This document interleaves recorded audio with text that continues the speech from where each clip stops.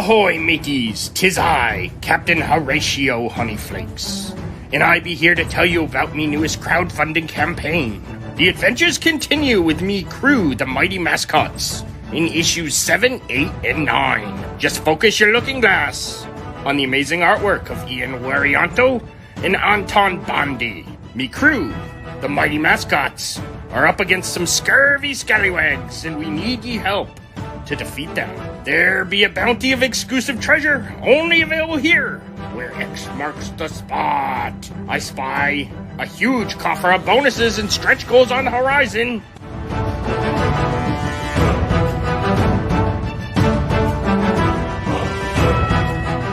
Then please consider pledging so we can continue these adventures with the weirdest crew I ever had the pleasure of sailing with.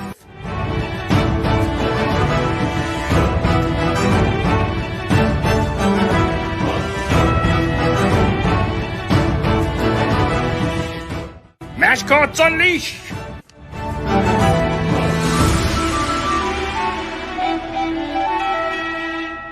If you're a writer, podcaster, artist, or indie creator of any kind, you'll know what a struggle it can be to find creative services at an affordable price.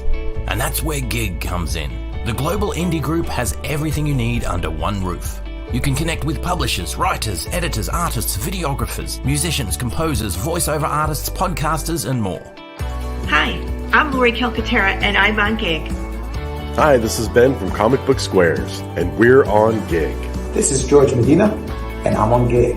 Hi, I'm Morgan, and I'm on Gig. I'm Lauren. And I'm Matt, and we're Hops Geek News, a geek-centric, beer-loving pop culture podcast. We're on Gig. Cheers. Hi, I'm Letzi, and I'm on Gig. Hi, I'm Witty, and I'm on Gig. We're on Gig. Head to globalindiegroup.com now and check it out. Hey, everybody. Welcome to another episode of Indie Comics Relay. I'm your host, Keith Gleason, creator of the Mighty Mascots and promoter for the Plastic City Comic-Con. With me, as always, Johnny C., creator of Sartana, Surrounded by Death and the Pond. Try not to aspirate over here. What's that? Try not to aspirate over here. Okay. And our third co-host, Harry G., graphic artist extraordinaire. What is going on, guys? How's it going? I'm not on Gig. You know, I highly recommend to get on Gig, though. It's a really great platform for creators to connect with other creators for your output. Looks fun. Yeah, I mean, especially if you're a new indie person and want to connect with creators, it's the best way to do it. For I call it Angie's List for creators. Like Angie's List is like you vet contractors and maid services and things like that. Well, if you need like a vetted resource for reliable creators, be it an editor, podcaster, three miscreants who run a YouTube show on Monday nights, you can get it on Gig. Perfect. That's awesome. And our guest was in the commercial. Our guest tonight is in that Gig commercial. Yeah, she was. Yeah, and our good friend George Medina. Yeah. No, a lot of people. You know, I like that commercial was really well made. Like they did a great job with it. Big shout out to Hades for my running Gig. What's that? Big shout out to Hades for running Gig. Yeah, definitely. I saw that he's doing a new show with George too on I guess the Gig channel or ASAP. Is it ASAP Imagination, the name of the publisher? ASAP Imagination is the label. The he's doing a YouTube show with George on there, I guess. A writer's thing, I think, right? Well, it seemed to be just I watched or listened to the first one, and it was them talking about like plot holes in Marvel movies and things like that. It was kind of fun, you know.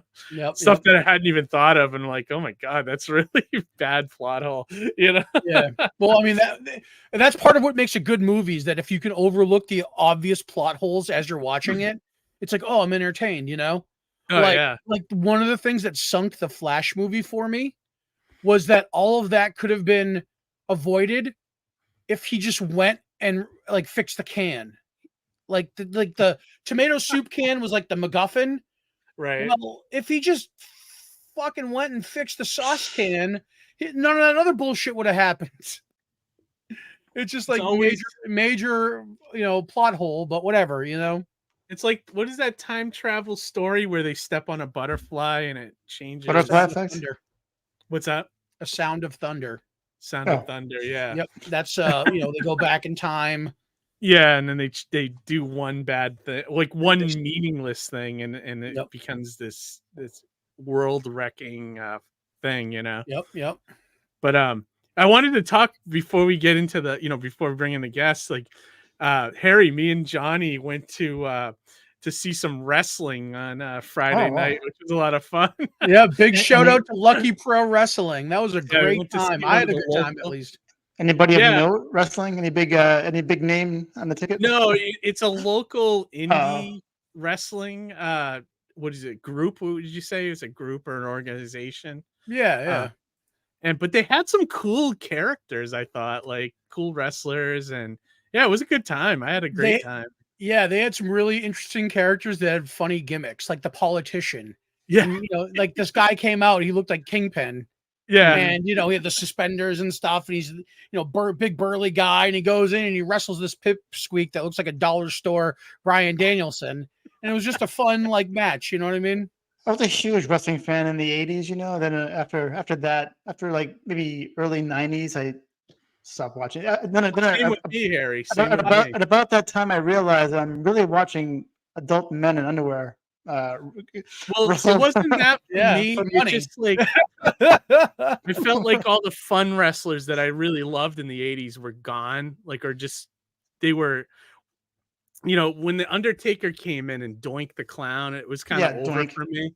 Yeah, that was when it I died off of it. But before that, I was all about it. I think right after, if you were to poll the average person, 80% of anybody you would ask has at one point in their life had some form of viewership towards wrestling.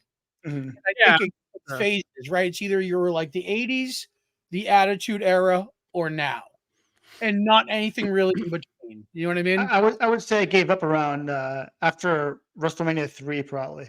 That was like the highlight of the classic wrestling, back then. Yeah, WrestleMania 3 was Hogan great. versus Andre. And then that was it. Yep. But I've often said on this show too that I always bring wrestling back to comics. It's like kind of goes hand in hand, They really are. I remember, did I tell you the story before when I think at Super Mega Fest was around here and Roddy Piper was in town? No, I don't know if you told me that He was one of the guests, and this guy in front of me had drawn a very detailed pencil drawing of Yoda. And he was the guy right in front of me, and he went and gave it to Roddy Piper. And he's like, this is for you. I'm giving it to you. I was like, really? This is mine? Thank you. He's like so happy to have it, Yeah. And then of course I'm next in line. I'm like awkward, So he's like, did you see this? This guy just gave me this Yoda drawing. I'm like, oh, it's awesome. That's pretty good. I mean, I dabble in the arts myself. Then he said, I'm no artist. I can't draw. It's pretty sweet. Nice footage in the background. Yeah, this is from our show that we went to Friday There's night. That politician guy. Oh. Yeah, right there. So he's like, can you believe this guy drew this? This is broke-ass Bryan Danielson over here. Yeah, it was a fun time. We had a good time there. But he said, can you believe this guy gave me this drawing of Yoda? I'm like, no, it's pretty awesome, He's like, I'm no art. I can't draw to save my life. I can't draw a stick figure. I'm no artist. I'm like, what are you talking about? You're the greatest villain, one of the greatest villains ever in wrestling. You're an artist, in and of yourself. You're like, of course you're an artist, So it's pretty cool. Then he died like 3 months later. Sucks. I always wanted to meet him. He was one of my favorite wrestlers of all time. Definitely. But he was like the head of the cartoon bad guys in Hulk Hogan's Rock and Wrestling back in the remember that? Yeah. That cartoon drove me nuts. They never used to wrestle. It used to drive me crazy. Like, oh right, they just got into madcap antics, And I love the in between live action segments they did. That was great. Andre trying to buy a car and he couldn't find a car big enough because he was like, because he was gigantic. He's a giant. Yeah. So there's so many good Andre stories. Oh my God. There's a documentary. They used to say that he drinks so much that he'd pass out in the lobby of a hotel, and he was so big so they couldn't move him, so they just put a tarp over him. My favorite is when these idiots were picking on him, and he was like in some bar or something, and they're making fun of him, and then he went up and you get mad and like chased him, and they all went in his car to get away, and like basically tipped the car over with him in it. Like great. That's like the Incredible Hulk type shit. Yeah. Why would you mess with a guy that's for real? Awesome. Well, but before we bring in tonight's guests, I just want to go swing through the chat real quick. Yep. We got Ara with us tonight. Hey, man, glad to see you back. Always great to see you, man. Yeah, it's good to thanks for joining us. Popping back in the last few weeks, which is Love awesome. It. Great to Love see seeing you, you, Ara. Of course, we got Amy with us. Dark Stream Studios, our buddy Jared Brown. What's going on, Jared? Brown's pushing Advent Dark issue 4. I pretty much all that's left to do is for me to write it. So pressure's on me now. Nice. Get it done. Yeah, gonna have to. Well, that's what the winter's coming up. It'll be great. It'll be a great time to write. As soon as after New York Comic Con, I'm gonna hopefully have a little bit more time under my hands where I can actually get some extra writing done. I'm behind on so much. Oh yeah, absolutely. Me too. I want to start doing more writing now that I got my I'm so behind. Done, so behind. And I finished the campaign too, which is, thank God, it's all out the door. So that's good. It's behind me now, Yeah. So. The only thing you have to worry about is trying to recover your data there. Unfortunately, that's my last bit of thing to get done. So any updates on that drive?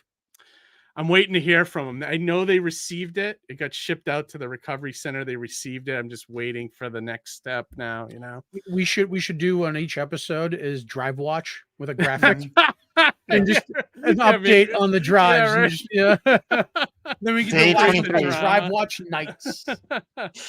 Ara said that he got the Mighty Mascot books. They're awesome. Love the merch. Awesome. Thanks, buddy. Appreciate that. They're awesome. We got Pops in the house. Pops, what's going on?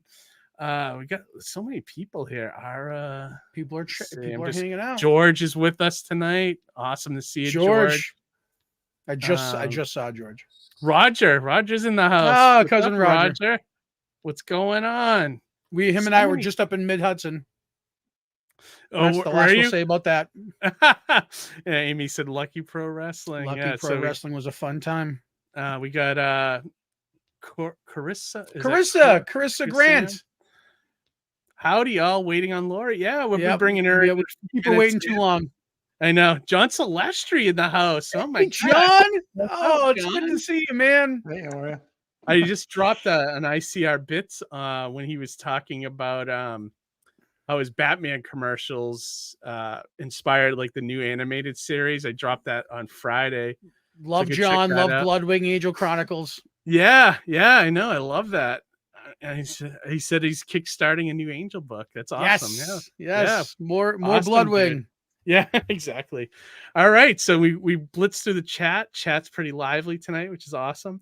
So yeah, like I'm dying to get to know Laurie a little better. So without further ado, let's bring on tonight's Let's welcome guest. back Laurie. She's been on before. Let's not forget. Oh, that's right. Yeah. Welcome back to the show, Laurie. How are you? I'm great. Hi, everybody. Hi, chat. I'm so happy to be here. I'm excited. Oh, I have to say something real quick. Giggity giggity goo. Someone got backer spot 69 just now. So so wait, what happened? Well, this morning someone was backer 68. So I put a post out there like giggity giggity Quagmire says next one is 69 and someone just grabbed it. So yeah, there you go. I love it. Giggity giggity goo. Hey, that's great marketing. Right off the bat, congrats on the campaign. You smashing the goal and you're climbing. Yeah, that's really good. Thank you. And this is your fourth campaign? Our fourth issue, yes. Yep. Wow. Mm-hmm. That's awesome. Yeah. So I want to take a step back. I know we had you on the show, I think a while back. Been a while. It's been a hot minute since I was on. Yeah. George gig, right? Yeah. What's that? It was you and George were on for gig. Yeah, right? I think so. Yeah. I was going to say Johnny and I were definitely there. I'm not sure if Keith was there. Was he? No, Keith was there. Harry was not there. Harry was not there. I was like, I don't remember it being this many. Right. Yeah. Like, I think and it because we were doing the gig thing, we didn't really get to know you as a creator. So so it's almost like a new guest appearance, cool. which is great. Speaking of giggity. So the one, what'd you say, Harry? Speaking of giggity. Yeah. Because gig. Right. Giggity gig. Maybe he should market it that way, without getting sued. I don't know. But though when we have a new creator on, we usually always like to learn about the origin, Laurie. So like in your past, like how did you kind of find your way into comics? Was it through a comic book or a TV show or movie or anything like that? Or can you point back to something was like that weird roundabout way that I got into comics. Okay. I do martial arts. I've been a martial artist since 1997. I practice Indonesian and Filipino martial arts. I'm currently practicing Kali Illustrissimo with my teacher, Guru Vico Perrin. He's in North Carolina. And kill you with your pinky. I was going to guess that. I was choreographing fight scenes. I was managing a fight team in Detroit. And all right. Hi, Marie. Thanks for joining us. Hi, Marie. Thanks for stopping in and saying hello. Nice to meet you. I was choreographing fight scenes for like short films and music videos and stuff for this production company in Detroit. I wrote a short film called Catfishing, which was no plot at all. It was just basically 7 minutes of kicking butt and taking names. Like we just. Oh, sweet. How long ago was this? That was 2017 when we filmed that. And they were like, we really like your style. You ever thought about writing short form stuff for like YouTube? And they had these big plans to put a YouTube channel together with a bunch of different writers, but it's kind of all sort of fell through. It was really disappointing. We did film. I wrote this series called The Agency, which was like a spy drama, heavy action, you know what I mean? Because we had the martial art team together. So we were just going to kick butt and run up walls and do whatever. We filmed the pilot for that. And then when we got around to doing reshoots, my family had relocated to Texas for my husband's job. So that all just kind of ended. But in the meantime of all of that, I had gotten the idea for what is now Path of the Pale Rider. And I started writing that I wrote it in 2018. And I need to make sure you guys understand that when you start reading this, because it's scary how similar it is to some of the things we went through in 2020. To the point where my sister, who had read the script back in 2018, 2019, when I was working on it, she was like, please stop writing. Don't write anymore. She's like, put your whatever it is you're writing on, put it down. Because if things keep going the way that your story is going, we're gonna have major problems. We're gonna be living this. Maybe you were just a prophet. It's really interesting because we just got through issue number 3 and people were like, I was having PTSD of what we went through. And I was like, wow, like 2 years before. And I mean, again, it's just based off of how humans would react in that same situation. We've done it before. You know what I mean? There's been other pandemics and other crises throughout human history. And that's what we're, hey, thank you. Thank you, sir. Patron saint of indie comics. So I did martial arts when I was a kid too. I did Taekwondo. I stopped at black belt and 2 dans. Two dans. That's high. After I did referring in the martial arts, I think is what. So yeah, like competitions. Right. Laurie, I just want to rewind real quick and ask. Yeah, Johnny. I know you have on the. Say what? Sorry, I wanted to rewind real quick and ask, who are your collaborators on The Agency? On The Agency? Yeah. I was with a production company called Coattail Collective out of Detroit. Okay. And my co-actor, well, never mind. He's not around anymore. But it was going to be directed by Jazar Riches, and I had my martial art crew was in there, like Taki Kabir, and like I don't know if you know any of these people, but they're still around. We're all doing different stuff. Taki runs Combat Academy out of Ann Arbor, and then my other buddy Fred Bigliardi, who was in Catfishing, he's a firefighter in Detroit. So okay, did you make a comic out of that?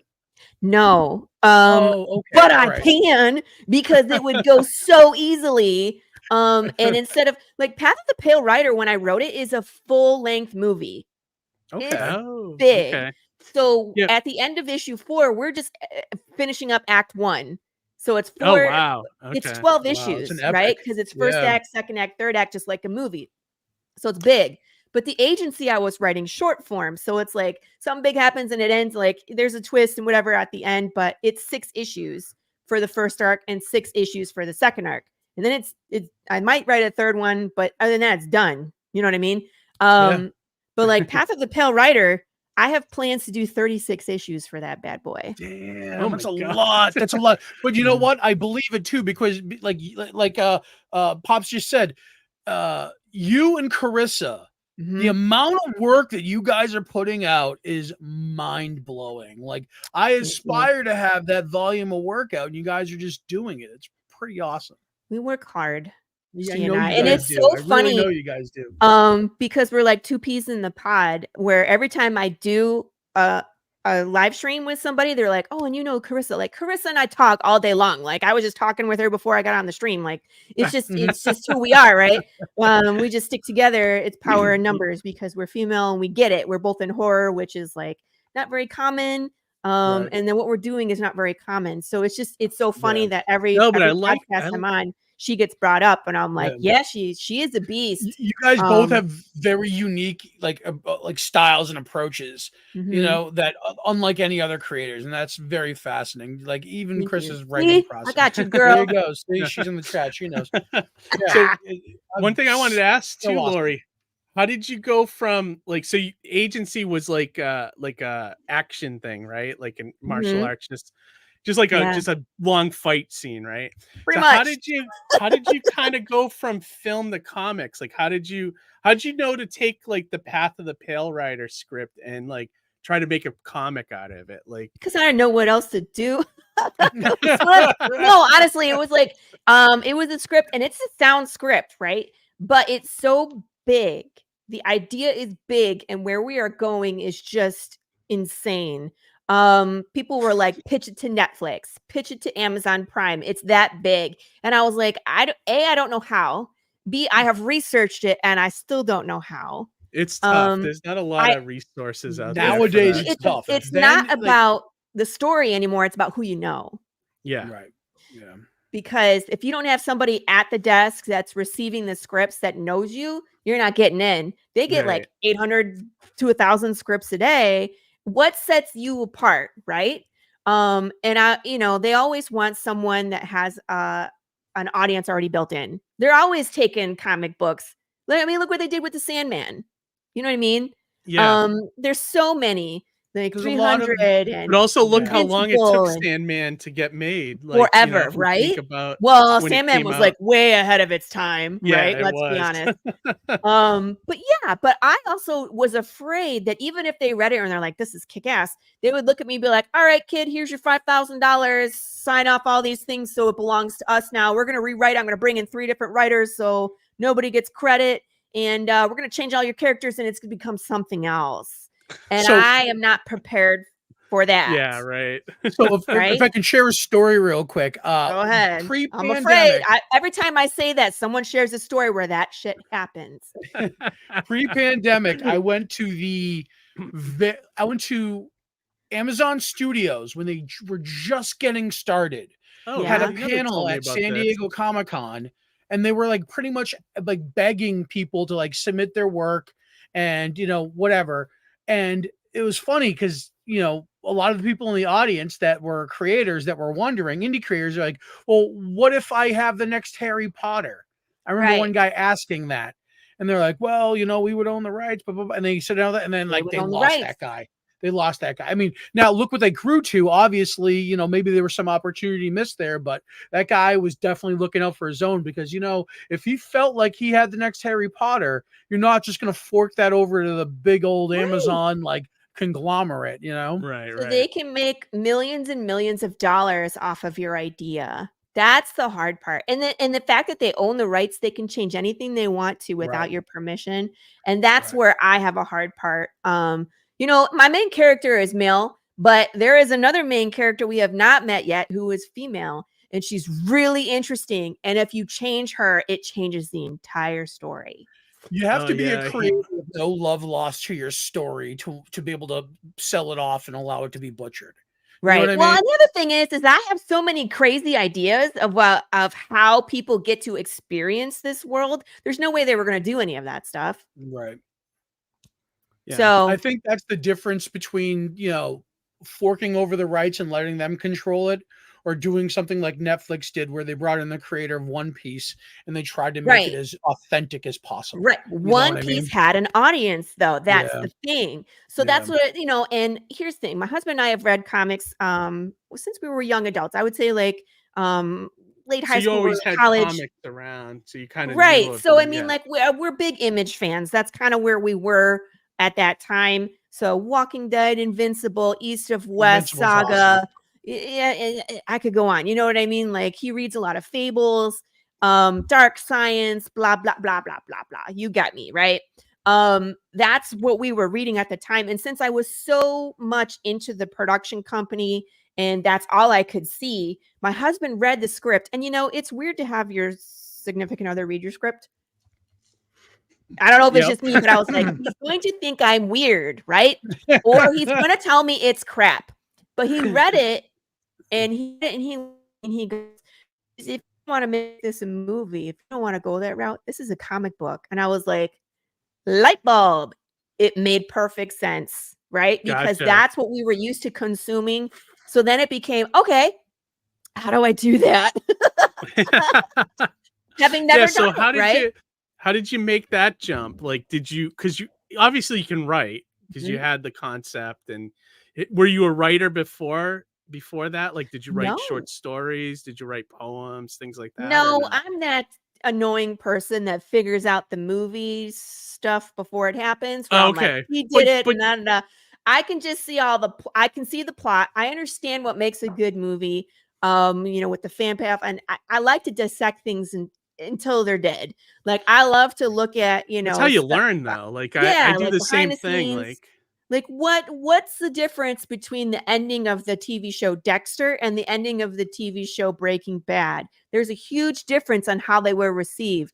Why? You know what I mean? So that's where my brain goes, where I'm dissecting all that information. Like what makes a good battle scene? What was the difference between all the battles we don't remember and Battle of the Bastards or Mad Max Fury Road or Pirates of the Caribbean where they're fighting on the ships in the maelstrom? Why do those stand out to us? What makes them good? Right. So that's where my mind always goes. So that I wouldn't even call myself a professional writer. I just write things, but I just get it. I think you're a very analytical. Sorry, Harry. I was just saying, I think you're a very analytical mind.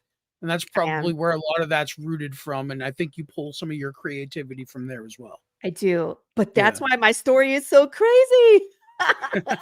No, Harry, what were you going to say? I'm sorry. I didn't mean to interrupt. No. I was just going to say one key thing is knowing who's fighting who is pretty important because. That's pretty important in a battle, right? Like in the Transformers, I don't know who's. I just see metal parts flying. Like I don't know who's fighting who now. Even the first Incredible Hulk movie with Norton. It was Norton. Yeah. Eric Bana. Was right when he was fighting his dad, under the water. I'm like, I don't know who's winning here.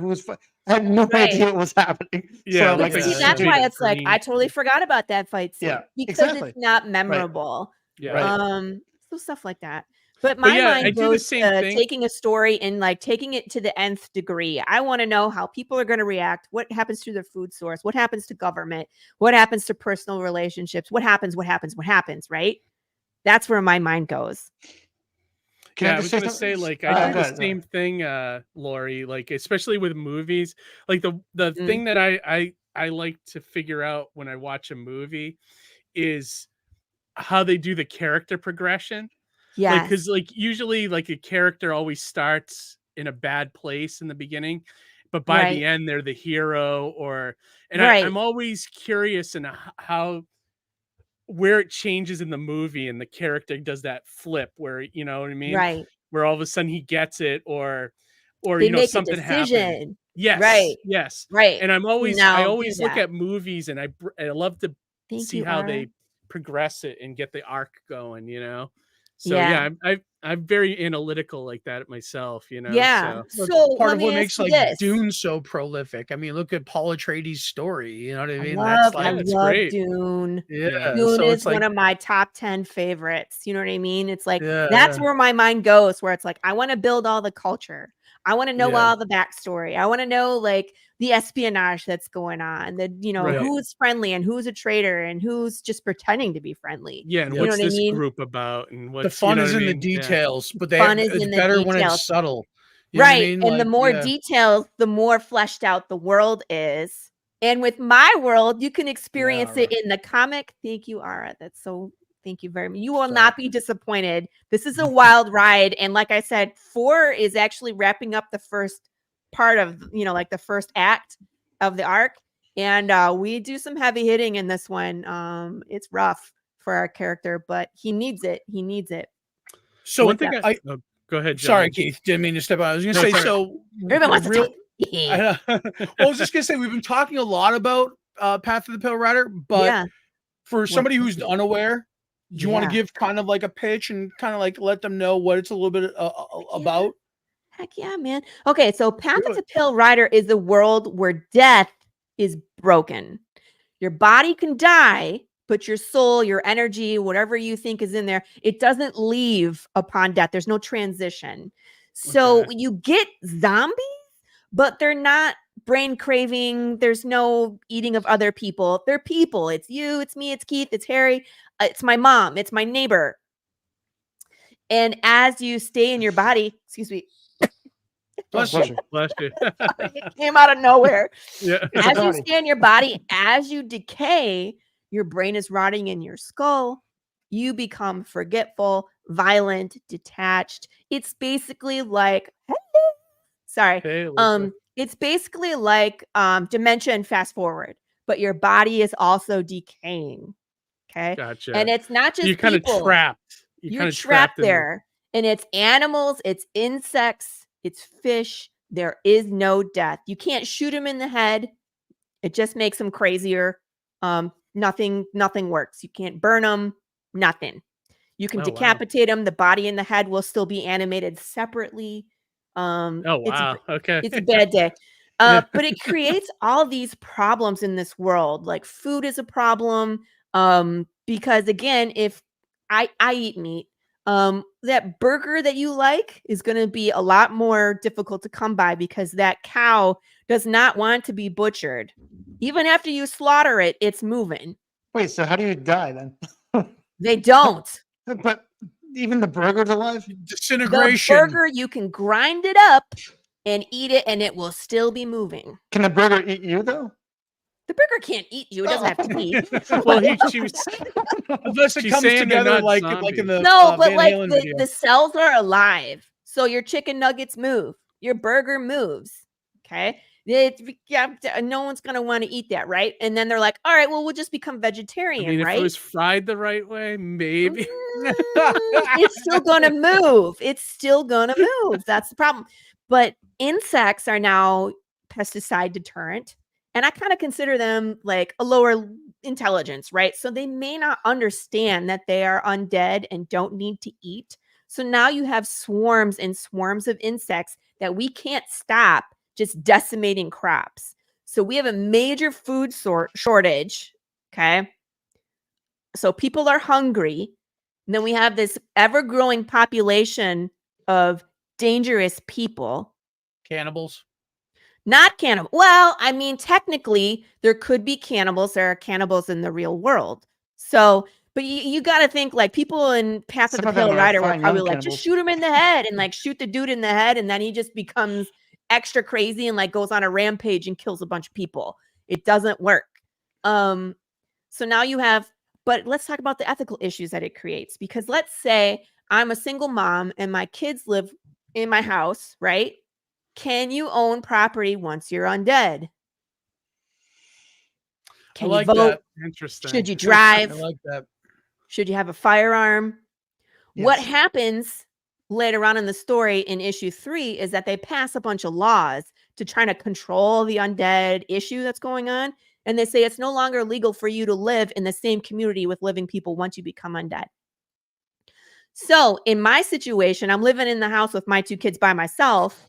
I can't own that home anymore. If they come take me out of there, where do my kids go? Right. Or vice versa. What if one of my kids die and they know exactly what's going on and the collectors come to get a kid? How do you deal with that? How deep into the reformat of society are you in the story? Like since this point where this is occurring, or has this always occurred in this world? No. Okay, so issue 1, we start 10 years into the apocalypse. Things have devolved back to the Wild West. So you're going to see modern technology. You're going to see dilapidated buildings, cars, trains, all of that. But our main character, Jude St. Clair, looks like a cowboy on a horse with weird technology on him because it's like future apocalypse. Western. Like sci-fi apocalypse. Sci-fi Western apocalypse. Right. Nice. So that's where we start. So you get to see how terrible it is. Firefly meets Walking Dead, kind of. Sounds like. When I read the first issue, I got a little bit of the Walking Dead vibe when Rick was riding around on the horse, like in the beginning of Walking Dead. It felt like that a little bit, like but it was your world. You know what I mean? Said right. So Walking Dead meets the Oregon Trail. Trail. I like that. We're all gonna die. That's pretty much it. I usually compare it to like if you like Book of Eli, The Walking Dead, spaghetti westerns, and Cocaine Bear. Oh, I love Cocaine Bear. Okay. You will like Path of the I see where that's love coming Cocaine and Bears. And Cocaine Bear. Well, not cocaine and bear, like cocaine. Yeah. I mean, like, if you want to do the cocaine, that's none of my business. I'm not touching that. So one of the things but like issue 1, you get to see Jude St. Clair kind of make decisions in the wild. It's that quiet Western where he doesn't talk much in the beginning. You just see him making decisions. And all of those decisions are really telling you about the world. And how it functions. He makes a bad decision to pick up something he shouldn't have, which has major consequences. He gets to meet Big James, which is the undead bear in my world, which people love Big James. I don't know why. He will eat you in a heartbeat, or just knock your head off or push you off a cliff. He's not nice, but people love him. So Big James, right? There's consequences to meeting Big James on the road. Issue number 2, see the behind me, he goes to a town called Santa Claus. It's a real place in Arizona. It's hilarious. So he goes to this town and they don't like strangers and they definitely don't like the undead. If you read the beginning of that book, the first like 2 pages, they have them like staked on the wall, and it's different than other zombie ones because they're asking for help. Right, and they're not trying to kill you. They're not. So are they harmless? Who knows what they've done? But you've almost taken like the because you know how the George Romero's zombie movies were always about like people, so like so this is almost like a step further than that. Like it's actually they're not killing you, but they are a problem, like they're part of the society, and how do you deal with them? Right. I like that. It's very, very interesting, like concept. Yeah, it's definitely different. Are you a big horror fan? Are you a big? I am a horror fan. I've seen all the Dawn of the Dead, Day of the Dead. The remake by Zack Snyder was fabulous.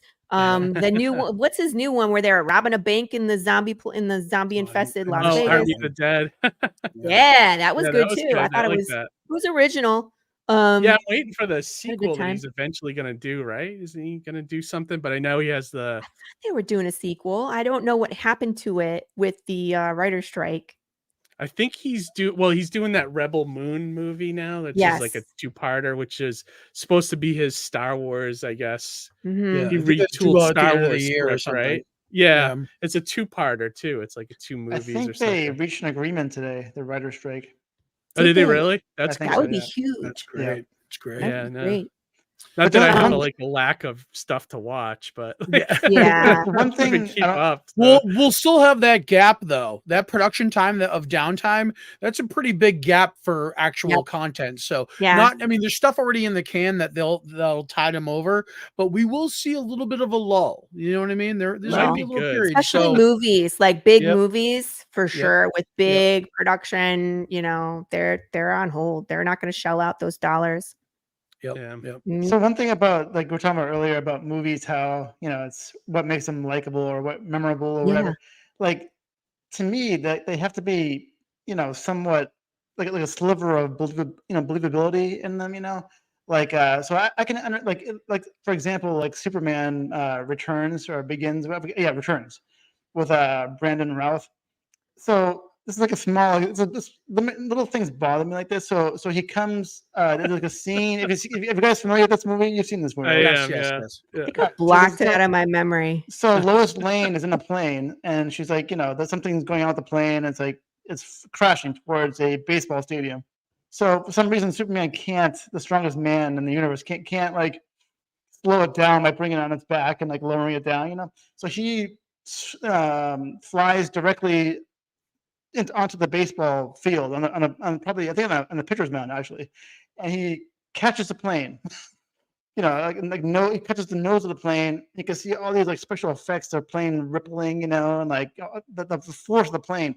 So everybody who's not strapped in on the plane should be dead. They should be jelly. Immediately dead. And nobody thinks about that. It drives me nuts. And like, the physics are completely thrown out the window. Yeah, or they're just like gooified. Right. Yeah. And the movie Signs, the one thing that kills the aliens in the movie is water. Like, who's flying that ship? Like when you're coming right, when you come to the Earth, do you not see all the water? It's like it's blue. The whole planet, it's a blue planet. It's the water that makes it blue. Like who's a science like they can travel through space, right? But they messed up real bad here. Things like that bother me. I get you. And also one last thing, like in The Walking Dead, I'm a huge fan of The Walking Dead. Are you going to tie this into Path of the Pale Rider somehow? I think so. Yes. Let's tell. I want to. That's what I was like. I want to hear it. No, let's stick the landing, Harry. I like what you did because it's believable, because it's like like you were just talking about, like how do you deal with if you were all of a sudden reanimated, like would you actually have a craving for flesh? Like you would probably just be like the undead in your book,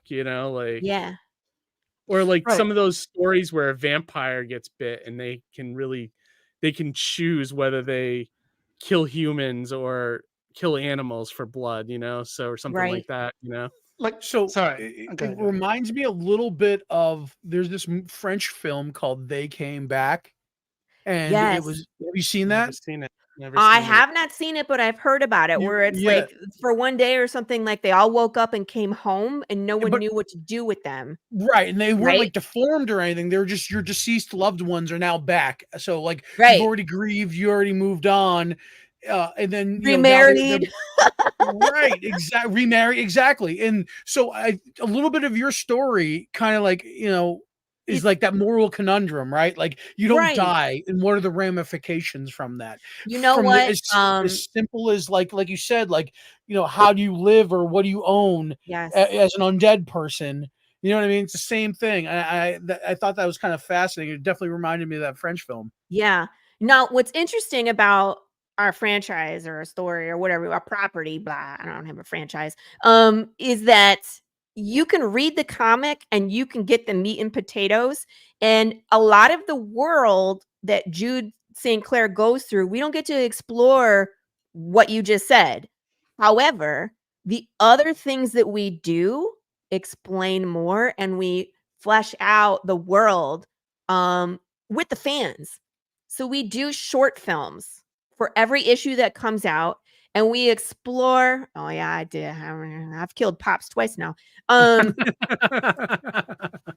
we explore more about like what's going on in the world. Like for example, Jude St. Clair has this journal in issue 1 that he's reading, and he has pictures and he has theories about what he thinks broke Death. That's ultimately what he's doing, is trying to figure it out. Right. In 10 years in any kind of crazy apocalypse, nobody cares anymore. They have moved on. It's just part of life now. Yeah. Right. They're surviving. He's like the last guy still looking for the answer, right? So he has this journal where he's searching, but we did this short film for issue number 2 where I dressed up as a reporter named Ellie Brock, and I went and interviewed anybody who wanted to be in the short film. And I asked them, what do you think broke death? And I shut up, and people got to say whatever they wanted. Now, half the people, I would say more than half, thought about it and came up with valid things that they think could actually cause a break like this, like food, genetic tampering, I don't know. There was like, there was different kinds of food. There was like genetically modified food and sugar, fast food. So food was like real common with people's theories. And there was like government and vaccines and other people just went way over the line, like pygmies, witches, aliens. Someone blamed Anthony Fauci and said you could look up everything on Google. It's there. You know what I mean? But it was so fun just to let people go. And we had a great time. And that's the one where I like get run over by a car at the end of that one, which was a blast. So we do these short films, and the next one we're doing, we are exploring the family unit and what happens when someone dies and continues. I think there's like a Family Guy short film we're going. What's that? I think there's like a Family Guy episode where something happens to death, you know? And he like goes on vacation. Killing. Yeah, I think he's on vacation. Something like that. Yeah, I like that. That's basically it. Mm-hmm. Right. Yeah. There's a Supernatural episode that's almost identical, the same idea. Oh, really? Yeah, really just like, I quit. I'm done. Yeah. So I've read the first take over, and he makes all the wrong choices, and it's great. It's like it's a good moral conundrum, like you said. Like, oh, okay, well, you want to spare this person, but this is what happens. You know, we were talking about Sound of Thunder earlier, Keith. It's the same thing. You step on a butterfly in the past, it's gonna fuck everything up. Right. Yeah. Or even like so. And I'm thinking like now that we're talking about like the whole thing, is it kind of too like Death Becomes Her, where it's like you can't be killed. My God, I love that movie. I do too, but you can't be killed, but like stuff can happen to your body that you can't repair. I need to Yeah, that's exactly it. In fact, I wrote almost, it's not the same, but it's close.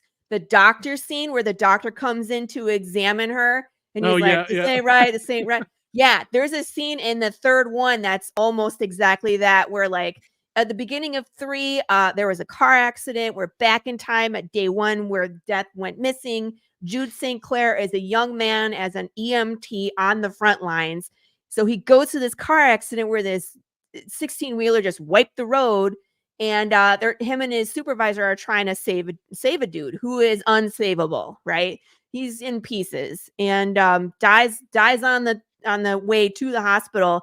They cover him up and they sit down and they're like all upset about it. And the guy like sits up. I just have that iconic thing from every zombie movie where like the zombie just like slowly sits up, right? And freaks you out. So it's that, but then the guy like takes the thing out. He's like, hey guys, I'm still here. Like, and they're like, like have that moment where they freak out. Right. But then he's at the hospital. You find what? That's like always like the first incident, right? Yeah. Right. So then they're at the hospital and the doctor's confused. Like, I'm not, this has to be a trick. According to the chart, like he died 2 hours ago. And she asked the guy, like, how are you here? And he's like, I don't know. So she's trying like stethoscopes and they don't work. So she's chucking them and gets another one. Still no heartbeat. And then the guy lifts his shirt up and he's like, I don't know, this might be the problem. What do you think? And like his guts fall out. And the doctor's like, yeah, that's a problem. There's probably an explanation for that. I'm going to go find it. Stay here. And like just runs away. So let me ask you, at the end of the story, is there a resolution? Are you building to something that has a definitive answer? There is. Okay. So out of these 12 issues, you find out the answer, I believe at issue 9 or 10. You do find out. Okay. But it changes everything once you know what happened. And then I'm about, I would say 9 or 10 issues into the second arc.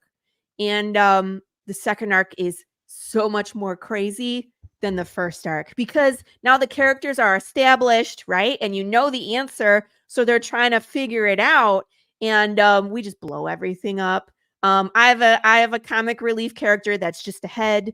I reference everything from Indiana Jones to, I mean, like, it just goes nuts. And then there's a huge battle at the end and a big old twist, and everybody's gonna throw their comics when they read it. I'm sorry, that's how I roll. And then I'll get you into issue 3. There is an ending to the whole thing. It's already been planned. Okay. So and you said it was going to be 36 issues altogether. How if far I are you lived that written long, into I it? don't know. What's that? How far are you written into? I'm about halfway. I'm a little bit past halfway. I'm past. Oh, wow. I'm into the 3rd act of the 2nd arc. One of my characters had to make it. She came to a place where she had to make a decision, and I stopped there. I'm so far ahead that I didn't need to push forward and be unhappy with that decision. So I haven't written on it for quite a while, but I know where we're going. I just have to do it.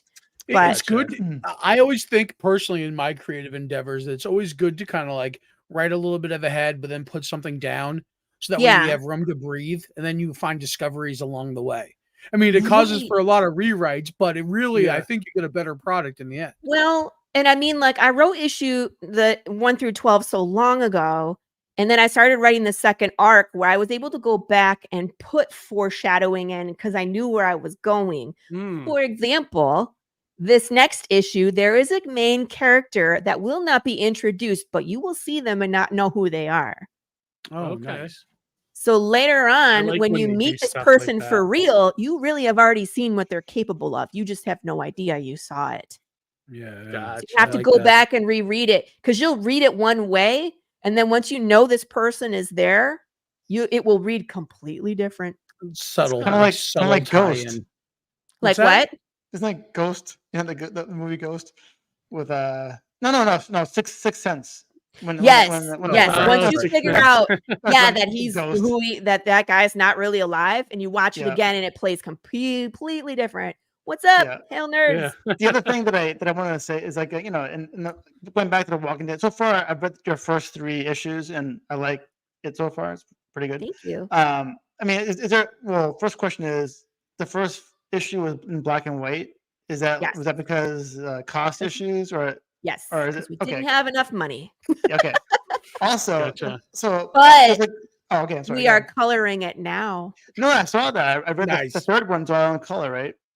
We are okay. So color picks up in 2. So 2 and 3 are in color. 4 will be in color, and our colorist Matt Chambers started coloring issue number 1. Oh, cool. Awesome. So when you collect them in a trade paperback, right? Exactly. After issue 4 is a trade paperback. You will be seeing issue number 1 color pages in that trade paperback. Awesome. That's great. It's good that you're going back and doing that, do whatever you can to get it out, and then, go back and fix it later, We had always wanted to do color.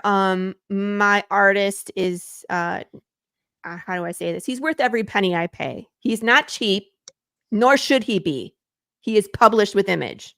Right? Okay. So I pay him money to make sure that I continue to get a good product.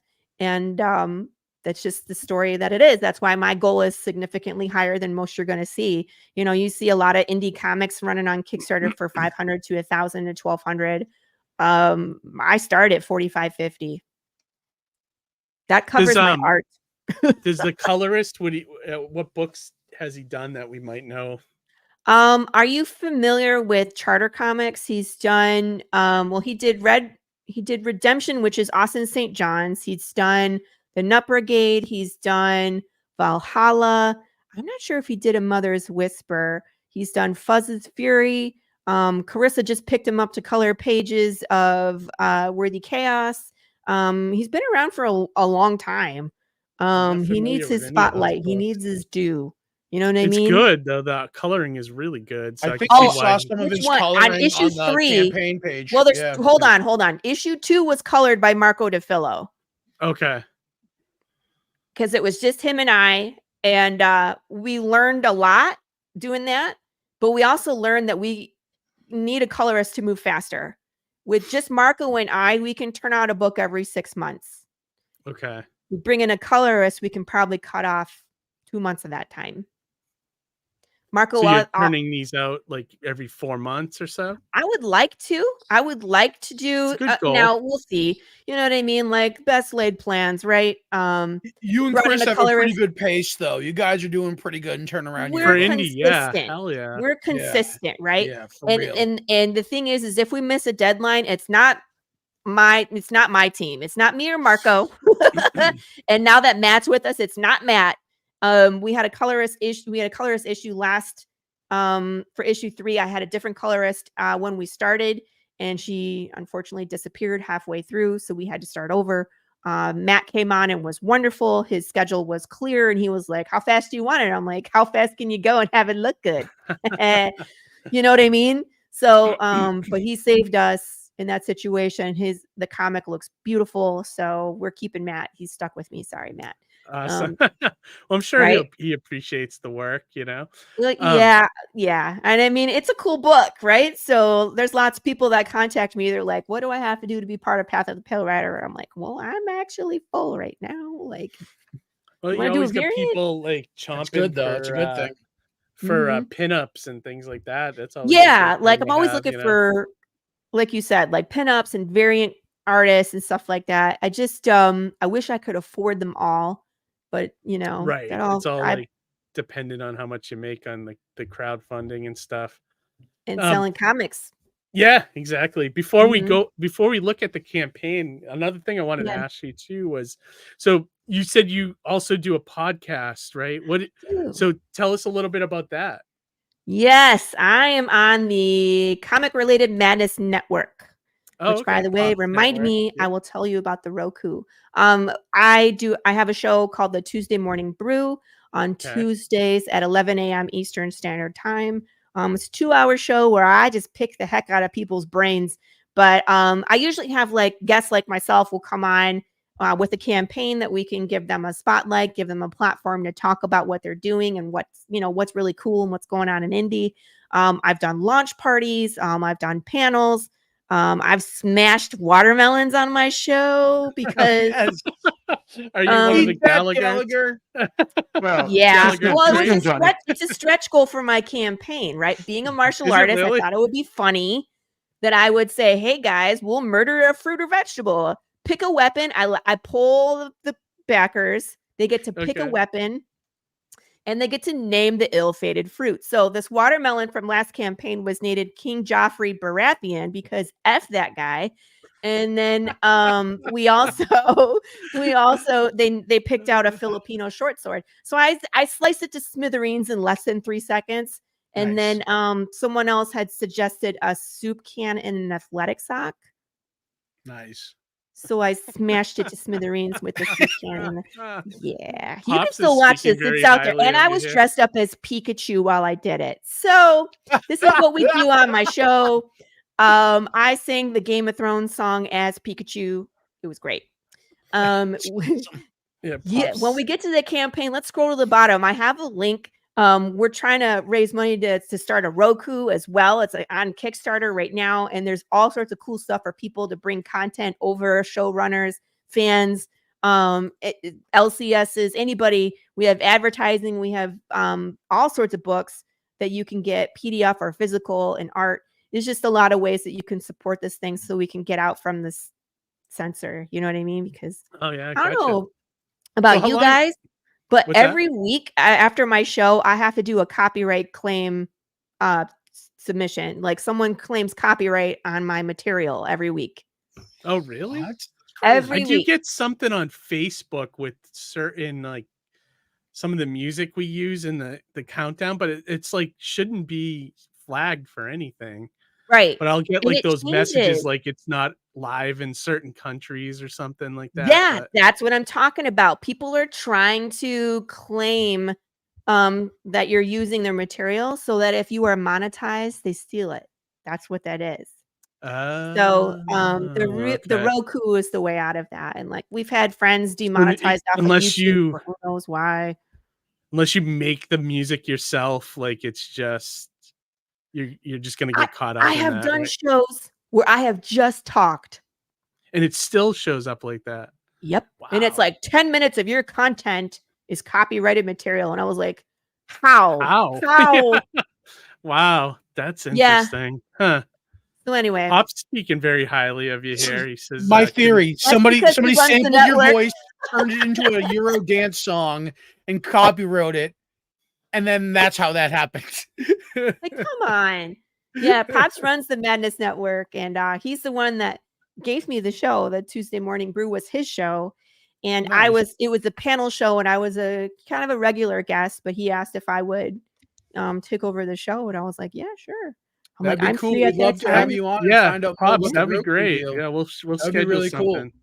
Yeah, we'd love to have you on, man.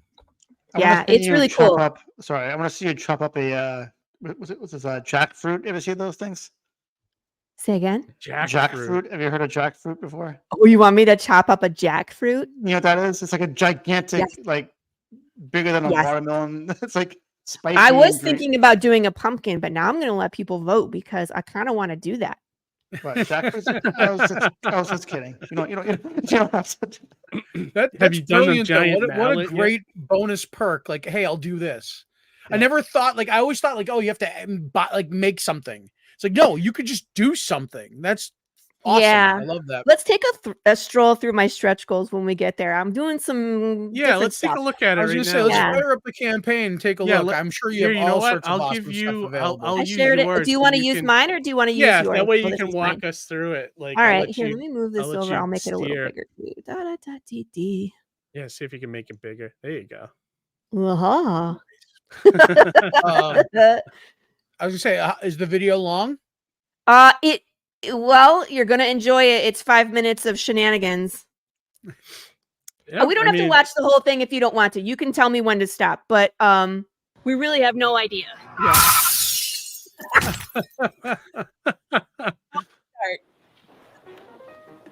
Hi everyone, I'm Laurie Calcaterra. I am the writer-creator of the all-new Western apocalypse comic book series, Path of the Pale Rider. What's this?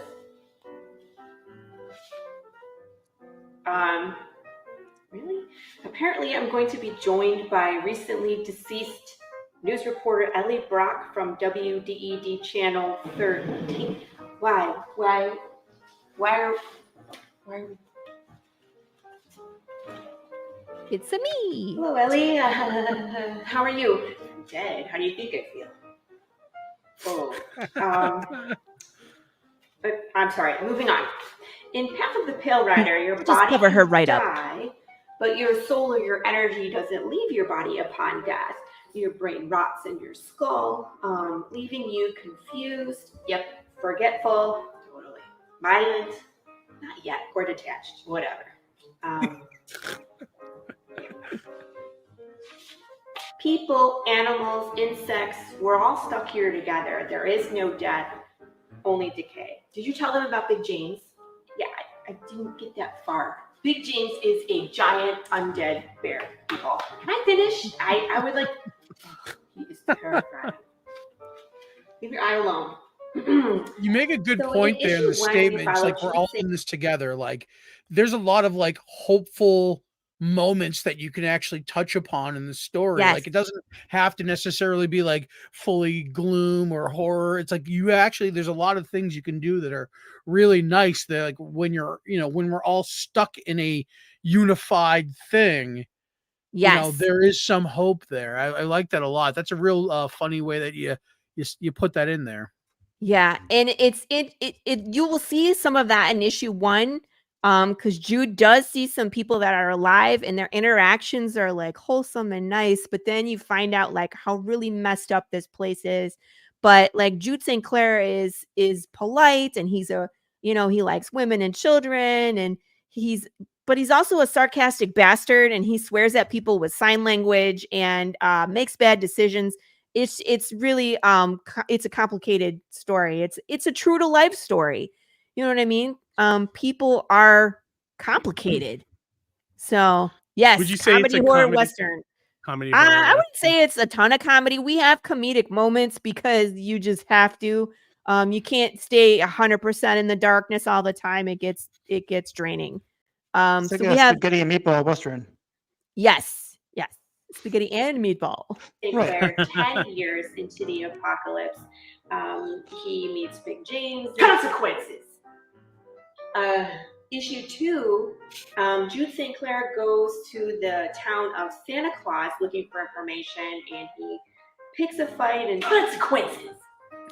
Please stop doing that. Issue 3, we jump all the way back in time to the beginning, the day that Death went missing, and consequences. Yeah. I mean, I guess you can say that. It's just that I can't really show you too much of issue number 4 without spoilers, because we're still dealing with what happened at the end of the last issue. What? You killed Jude? Ellie, I didn't say that. I can't believe you killed him off. That's your main character. This is how rumors get started. It's not. What's wrong with you? My eye, it feels weird. Stop touching it. It's going to fall out. This must have been hard to put together. Like doing both parts. Yeah. I filmed it in a day. I was first Ellie because in the morning with my hair unwashed and I just, made myself extra ugly. I was putting the makeup on in the bathroom after I dropped my kids off to school. My husband walked in like, what the? And I was like, we're filming today. And he was like, all right, I just wasn't prepared. So filmed I had written the script first, right? So I knew what I was going to say and I did like the outtakes and I filmed all the stuff for Ellie first. And then I took a shower and I got dressed and I put myself together and I went back and I refilmed everything as myself. And then I had to edit it all together. Yeah, it came out good. It's okay. I learned some green screen things that I should have done differently, but ultimately it is what it is. And I learned a ton from it. So next time I do this, it will actually be a lot better. Gotcha. But you got to see this part where her eye pops out. Yeah, keep going. Yeah, it's great. Spoilers. Our art team on issue number 4 is our very own Mark Woodfillo on pencils and inks. And of course, Matt Chambers, who joined us on colors in the last issue. Ellie, do you want to tell people who the variant artists are?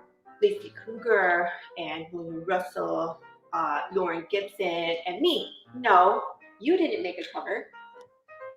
No, the last cover is a sketch cover so that people can get their own original Big James from their favorite artist. I just wanted to feel. Oh, dear God. This is the Pill Rider fan interactive experience where there's a riddle on the back of every cover, and there are short films that enrich the story where you can interact with the world. You can find us just about everywhere. We're on Facebook. I can fast forward this part. Surprise reward, and the new Funko Pop will be Callie St. Clair, which is someone already got it. Claire's mom. Don't forget, we are building a poker deck in the stretch goals. So we're going to continue. We unlocked the King of Hearts last campaign, and I'm hoping that we could unlock like 2 or 3 cards this time. And if you're new to Path of the Pale Rider, don't worry. I always have a catch-up tier looking for the catch-up bottle. Catch-up. And that's where you can get caught up on everything that we've done so far. I think that's it. Thank you in advance for your support. Thank you for supporting Indie. And Ellie, any last words you want to say? Chicken nuggets. Dead news pretty funny. I mean, I can see why you guys would have to have, laws for dead people and living people. They're just out of control. You know what I mean? It's like, and they have feelings too. They do have feelings, and they're them for a lot of the time, but they like lose time or they just, they forget what they're doing. And they can become a big old problem. Right? Yeah. If you guys want to see the bloopers, they're only a minute. They're really funny. Yeah, fire away. News reporter Ellie Brock from WDED Channel 13. Are you okay? I'm okay.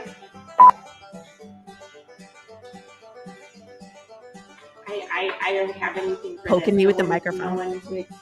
No one prepared me for this. That's a hotline. Someone get her out. Someone come get Ellie. please, please. Uh-oh. Oh. Uh-oh. Oh. That was a good one. Down here somewhere. I'll find it. I I got it. Whose idea was this? Bubbles!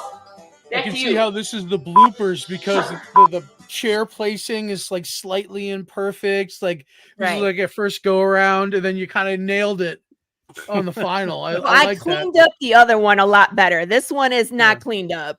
You know what I mean? I didn't take the time to make it perfect. Like the other one was better. It's still not perfect either, but it's for a blooper, it's really good. I love it. Yeah. Pop said that your campaign is entertaining as well as the story. Yeah, I agree. Caramel corn, maple syrup. Back to you. Someone come get out. Here she goes. Hi, Ellie. That's great. That's great. Yeah, That's fun. So that's what I do with my free time. Real cool that you have a card deck too. That's really cool. Yes. We already unlocked the first one in the campaign. So in the stretch goals, I'd like to do dollar amount, but I also like to do backer number, right?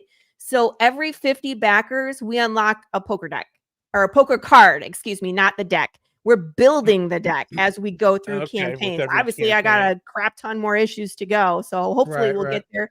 But here's what the cards look like. This was what we unlocked last campaign. I didn't think of this until we were already almost at 100 backers last time. So I was like, we'll do it at 100 for issue 3, but starting issue 4, we'll do it every 50 backers because I want to get there. I love cards. So King of Hearts is there.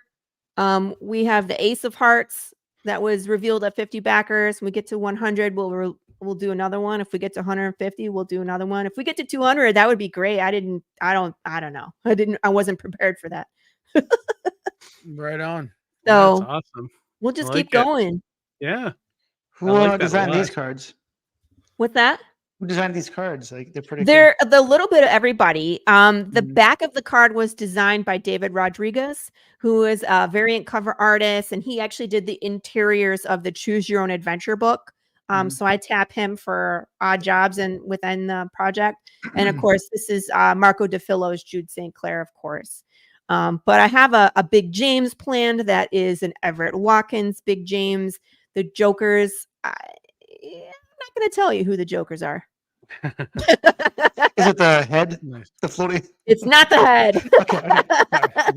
It's someone else, but we've met them in the comic already, and they're pretty entertaining, so you could probably guess who it is. You know what I like about your WDED? That they have no censorship whatsoever because they don't. No, they don't because like they warn you. They show it's like this film has not been edited. And they show you like live raw footage of what happened with like the bear there. Yeah. With the guy's head being torn off. Like they just show the entire thing. There's no right. I think they have to at that point because they're trying to tell people what the reality is. Yeah. You know what I mean? The bear got shot, but the person also lost their head, and they're both still walking around. Mm-hmm. So you know. Like think of like what happened, like I don't know, like if you remember 9/11, it was just like total carnage on live TV. Right. Yes, you know what I mean. So it's like I can see that happening in times of chaos. Oh, so was that supposed to be like live footage or live like cameras rolling live? It was recorded. That was a recorded situation where they sent but it's like the proof is in the pudding. People will tell you things that are going to sound crazy and you won't believe it, but we need to prove it to you that this is the situation so you don't get yourself into trouble. But I mean in issue 3, that's the one where people are having PTSD because Jude St. Clair's mom in issue 3 basically watches the society fall on television. She just is glued to the TV and is watching the news as it every day something and it's worse. You know what I mean? Yeah. So issue 3 seemed to be longer than the first 2 issues. That's like it was more informative issue. So is that how the rest of them are too? They stay the same length, or they get even longer or bigger? Or... Issue number 4 is going to be more pages because we actually combined 2 issues. Now I looked at the 2 of them, and then as a standalone, the 2 of them were not as strong as if I put them together. So we're going to add additional pages to issue number 4. to tell the story right. It's two major things that happened to Jude St. Clair that put him on his path. So okay. Yeah, and then it's like that's it. That's, you know what I mean? That's act one. You will see like the beginning. If you think about it as a movie, do you ever watch the Magnificent, I think it's the Magnificent Seven, the last one that came out with Denzel Washington and Chris Pratt, Ethan Hawke. If you remember the opening credits, not really. Where he was just riding a horse through the wild, right? Yeah, okay. On the way to a town, and you don't know what he's up to. That's the beginning of issue 1. You know what I mean? So when I wrote this, I was thinking cinematically, what would the intro look like as the credits are rolling? You know what I mean? But you get to experience the world. And at first, you're a little unsure of what exactly is going on. It's a Western, but what is he wearing on his chest? Why is he putting a gun in a kid's face? Why does no one trust each other? And then all of a sudden, you see a zombie, but you don't understand it. And then we get to Big James, and it all falls. Gotcha. Yep. Nice. So yeah, I like it. I mean, the artwork I'm seeing looks really good. Artwork looks great. Yeah, I was gonna say if say somebody's like new to the book, what would be the best tier for them to jump aboard? Catch up. Well, I have okay. It depends on where you are. If you're international, obviously do the digital catch up tier, which is this one here. It comes with all issues 1 through 4. You basically get the first one free, because the PDF is $5. So you can get 1 through 4 digitally for $15. And oh, wow. That's not bad. That gets you into the campaign. So when we start unlocking some of these stretch goals, you're going to get some of the stretch goals even as a digital backer. Okay. The catch-up tier, one with the ketchup bottle, this will get you issues 1 through 4 physical, which would be awesome. You get 1 box with all 4 issues. So you could just keep reading. This is a great time to come in because everybody else had to wait 6 months between issues, right? And to be able to just be like 1, 2, 3, 4 in a row. Ah, that's so awesome. I'm so jealous of you. That's great. But you get all 4 PDFs, which is cool because we will send out PDFs as soon as the book has been okayed by my editor. You know what I mean? Before it goes to print, you get to read the PDF if you want to. If you want to wait to open the book and smell it and touch it, you can do that too. You know what I mean? But I'll send you. I do like the physical copy. I'm a digital backer. I have T-shirts available. These T-shirts are awesome. The guy that normally does variant covers for me, Everett Watkins, I didn't have a spot for him this time. So I was like, hey buddy, you want to do my T-shirts? And he was like, yeah, I just want to be a part, you know? So issue 4 is very much about the conflict between the living and the undead, right? It's coming to a head, in this story. So we have, if you want to choose the living side, undead are too dangerous to allow them to live close by us. Get them out of here. No pulse, no rights, right? Get them out. I like that. If that. you are an undead sympathizer and you think people have emotions and feelings, no matter if they're living or dead outside, still human inside. I like it. I mean, you really thought all this. It also reminds me of Alien Nation. Yeah. Remember Alien Nation had to integrate into society? For dead people. Yeah, that's great. Yeah, that's cool. Yep. Trucker hats is kind of like the new hot item on there. We had hot sauce last campaign. We're doing trucker hats this time. I have some keychain add-ons. You can also add on the choose your own path book in the add-ons.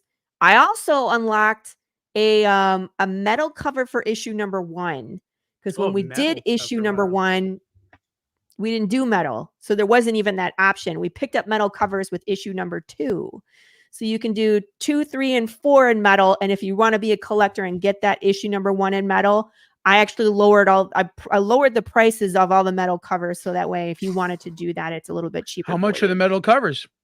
$75. Oh wow. They usually past campaigns I had them for $100. So I dropped them down. So is it like really like a metal cover? Like yes. Wow. It's aluminum. It's hard. It's cool. And they're so cool because when it prints on them, it's like a 3D. It's like textured. Oh, if you haven't experienced the metal cover, I have not. You need to.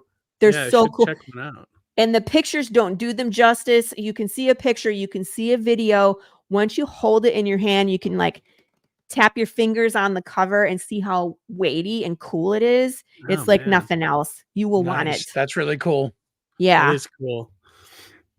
Awesome. So I got all this stuff in the you got a ton of stuff. It's great. Yeah, there's a lot. The poker cards that we unlock will always be available as add-ons as well.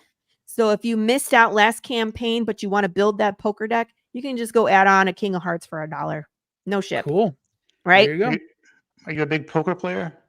I'm not a big poker player. We play a lot of international rummy in my family, which takes 2 decks.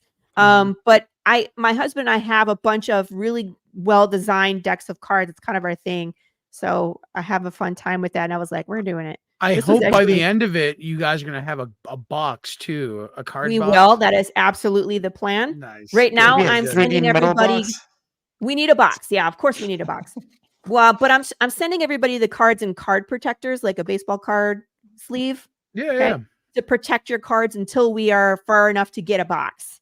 And then, of course, we'll print the boxes. They'll be flat so they can ship right in the thing. And that'll just be a part of the stretch goal is like poker. You get a poker card and you get a box this time. So, nice. Mm-hmm. Yeah, it's very cool. And Laurie, I love this. You might have out merchandised Johnny. I know. Oh, definitely. Are you kidding me? Ooh, that's a compliment. Thank you. Yeah, no, I like and I'm a merchandising guy too. Like, so like, I talked to Johnny about this for hours about just like how it's such a crucial part to your comic. Like you have your comic, but everything else kind of complements the comic, you know? Yep. Right. Yep. And leads people back to the comic, you know? I like you have a lot of practical items too. I'm a big fan of that. Like when I did my campaign for Surrounded by Death, I had barista aprons. Things like that, where it's like, it's a practical. You use it in your everyday, like barbecuing or whatever, cleaning. I have lots of ideas. So, first thing I want to show off are these Funko Pops that I do. Yeah, let me see those. Are those custom made? Are you making those, or we are custom making these? They are not cheap. It's not like a $20 ones from actual Funko. These are custom made for me by a studio. And we only do a small amount, and the Kickstarter is the only place you can get them. I don't have them on my website or at cons or nothing. Okay. If you want the Funko Pops, you got to get them here. Do you have your own name? Have you done them before? I'm sorry. Sorry, Harry. What do you mean? Have I like, so is this the first time you're doing Funko Pops, or have you had them in previous campaigns? Oh, no. This is our fourth Funko Pop. Oh, wow. Oh, wow. And you find people pledging on them? Oh, yeah. So, so what? I didn't think anybody would want this because they're expensive. Here, let me show you my collection here. So those are ones you made for the campaign? This is in the middle is Jude St. Clair, and then the big one, of course, is I can't get it. Is Big James. Big James. Can you hold that up to the camera so we could see him better? I'll turn off. Don't judge. I'll turn off my. No judgment. No judgment. Look at the mess in my background over here. This is my kids' room. This is nonsense. Oh, that's not that's nothing. Are you kidding me? Oh, that's nothing. That's clean. Do you see the crap behind me? Look at my stack of shit over there. So I did okay. So here's we usually do 2 on a campaign. The first campaign I just did the 1, and I did it for $500, and I didn't think anybody was going to get it. So So I'm fascinated by this. Keith is fascinated. You scratched Keith's itch. Yeah. How did you make the box? Like, did you? The studio makes the box. Really? You could contact Funko and no, these are not through Funko. It's not officially Funko. Yeah. No, it's not. So do you have your own name for it? It's Pop Custom. It doesn't say Funko Pop on them. The studio was called Unique Concept Studio. They're awesome because they're super nerds like we are. And they make a lot of Funko Pops for like wedding couples for cake toppers. So when I come along and I'm like, I gotta make a freaking dead Funko Pop, they're like, say yes. Like, they're like, hells yeah. What was the name again? Unique what? Cowboys and zombies and undead bears. Yes, we want to do this. Thank you. So we did one. This is Jude St. Clair, of course. This is the first one. What I love what they do with this box. Not only does it look legit. Like everybody asks me how I got these through Funko, right? They changed the cover to the issue we're on. So here's the back for it has issue number 1. The second one we did was Big James, right? It was giant freaking undead bear. Mine is a bobblehead because they love me. And then on the back is the cover for 2, right? And this is number 2.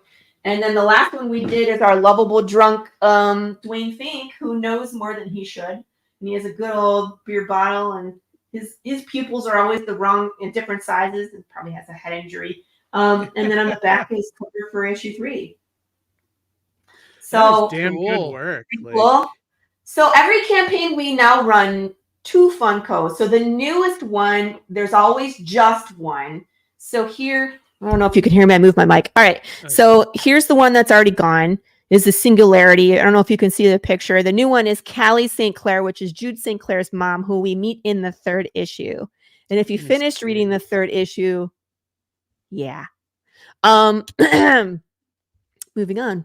But then we also opened up 5 of the Dwayne Finks. So that's how it always goes, right? So next campaign, there'll be 5 Callie St. Clair's, and then there'll be a new Funko. See what I mean? Cool. This is awesome. That's awesome. But there's only 5 of these. There's only 5. There's only 2 left of these Dwayne Finks. So if you guys want a Funko Pop, you better grab him. He's going to go. Yeah, because they take time to make. Yeah, I can imagine. Right? Because they're sculpting and like them. you said, they're not cheap, I'm sure. They're not. They cost me half of this. And you get a full set of comics when you do this. So, right? This Singularity comes with every single thing I offer in the campaign. That's cool. That's so cool. Yeah, that's why I put the kitchen sink on there. And then the little theme that's for all the things. All the things.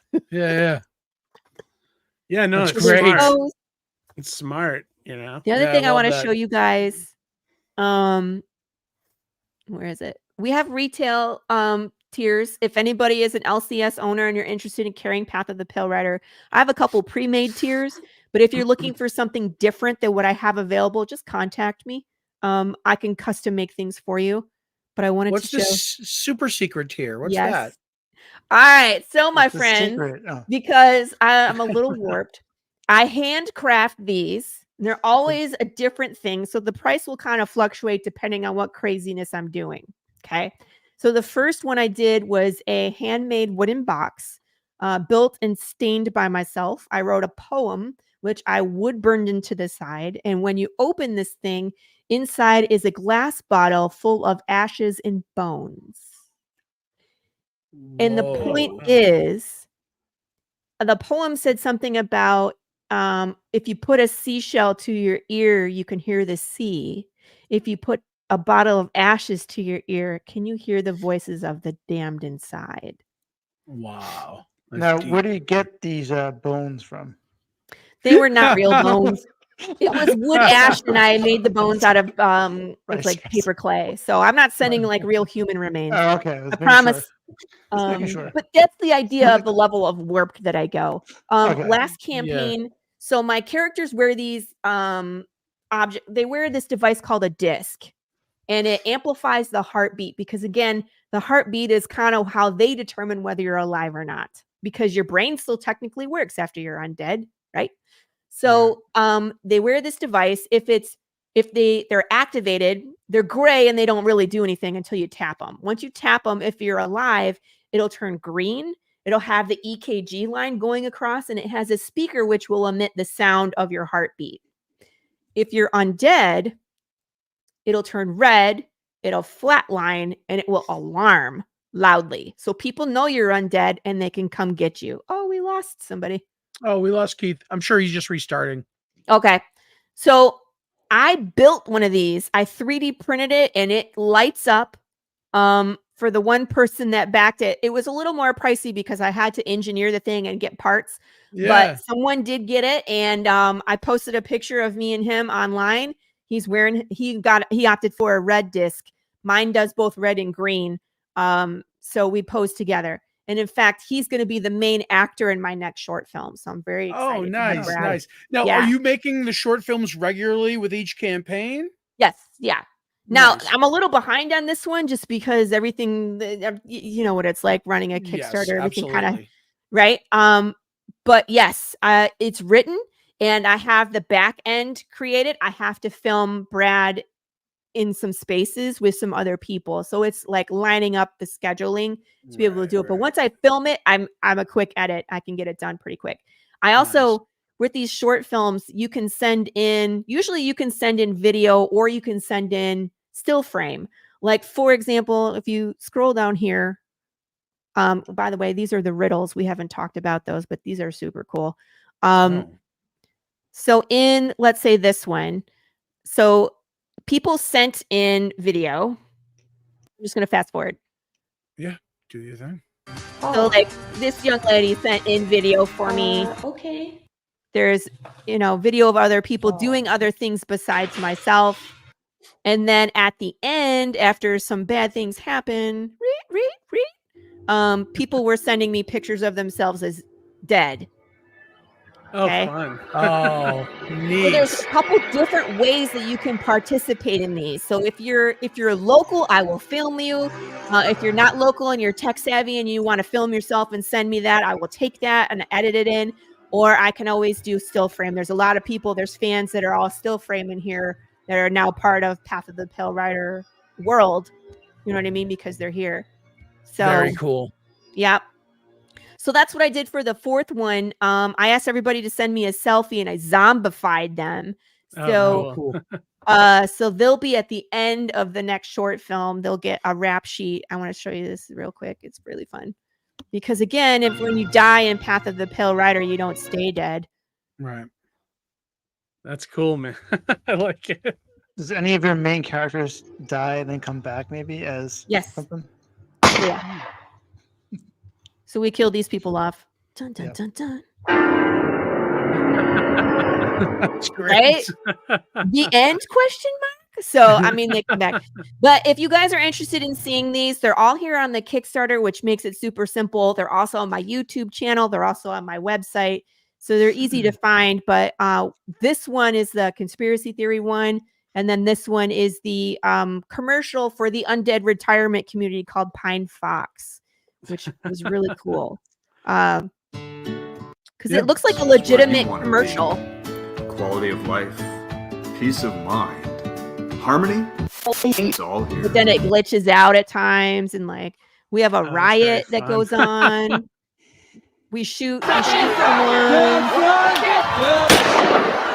We light things on fire. Yeah, we have a good time. Oh, very cool. Nice. You got some pretty good production value too. I like that. Yeah, let me. I'm going to share the link in the chat too for people to back this. Real quick, before we move on, I was just going to say the secrets. What are not secrets? The puzzles. What's this about? So on the back of every comic, this is the back cover. Okay, so I do a different riddle every time. Here's the one for issue 1. And these will lead you to places in the real world. So either digitally, like this one, if you saw, it's a red reveal. If you can figure it out, you can find the group. I'll say that. I won't say anything else. This one, now again, a couple of my characters speak in ASL. Jude St. Clair likes to swear at people and double talk in ASL. So that's why I think it's funny. And so if you solve this riddle, you have to send your name and your answer to the email, and then something shows up in your mailbox from one of the characters. Oh, very fun. Yeah, so you get to interact with the character like you're in the world. This one is a bunch of QR codes. This is the blast. You just scan these and enjoy the trailers that it takes you to. A lot of these influence Path of the Pale Rider. Like there's a Tombstone and Pale Rider with Clint Eastwood. There's zombie things. Like there's Train to Busan. I think there's Day of the Dead. But there's also like anime that is inspired in a way. There's also ridiculous stuff. There's a Rickroll. There's a Swedish chef making hot sauce because we had hot sauce in the last campaign. But one of these is bonus material for Path of the Pale Rider. It's another short that I created that if you were in the world of Path of the Pale Rider and you found this, it's part of their world. It's a little creepy. Most people that watch it tell me it creeps them out, but you know what? That's how I roll. No, I like it. Cool. I really like not just the merch, but like how you do the interactivity with the comic as well. There's a lot of mileage in this property. Yeah, the campaign, like you get a lot for your money. Yeah, you really. It's eye catching. Let me tell you. Thank you. It's very cool. The thing that you've assembled here. This is sort of like what we were trying to do with Hero Envy years ago, Johnny. Too we were trying to make like the webisodes, but then also have the comic reference.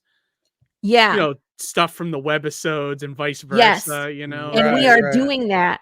So a couple things. This episode where the riot is, the rioters are wearing these armbands with a patch that says "Dead outside, still human inside." If we scroll up to our cover, guess what? You see, yeah. That was the. Here's the patch. Here's the patch. Wow, very cool. Right?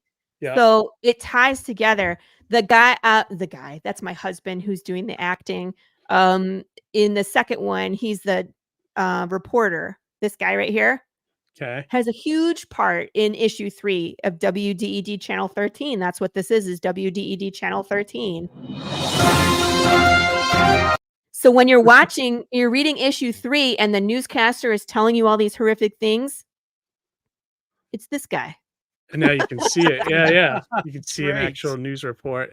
Yeah, it's really, really well done. That's cool. Yeah. Also in issue 3 is the commercial for Pine Fox. The Jude St. Clair is watching the TV, clicking through, and you see a commercial for Pine Fox. So it's like the riddles and the short films and the comic all go together. You can get the best experience if you do them all. Do you have to? No. If you just want to read the comic, cool. You'll get the main story. But it's cool that you're bringing pieces of the comic into the real world and vice versa. Yeah. Oh, the next riddle I have is a doozy. You guys have to solve that one. It's it'll rock you. Nice. Did you say that you reveal what caused? Oh, sorry. Sorry, Harry. That's okay. Well, can you tease what the next riddle is? No. Okay. All right. Harry, what were you going to say? No. Did you already say that you reveal what causes the it has not been revealed yet in the story. We get to it, I believe. Do we get it? You said issue 9? I think it's the first issue of the 3rd act. You figure it out. Okay. Excuse me. Jude St. Clair figures it out because it slaps him in the face. That's one of the things I like about the rest of us, or the Last of Us. I mean, they tell you right off the bat. Why? First few minutes, what causes everything. That's one of my big pet peeves. And I love zombie movies, right? And I love it. It's like, what caused The Walking Dead to happen? They never really answer you. But if you know behind the scenes, and Robert Kirkman has said that it was a meteor that came down to Earth with the virus, right? But they never tell you what caused it. And they don't know how to undo it, and no one's really searching to undo it anymore. They're just trying to survive. Well, that's because usually most of those zombie movies, that's like an after. Like no one cares about that usually, Right. That's the main plot of this one.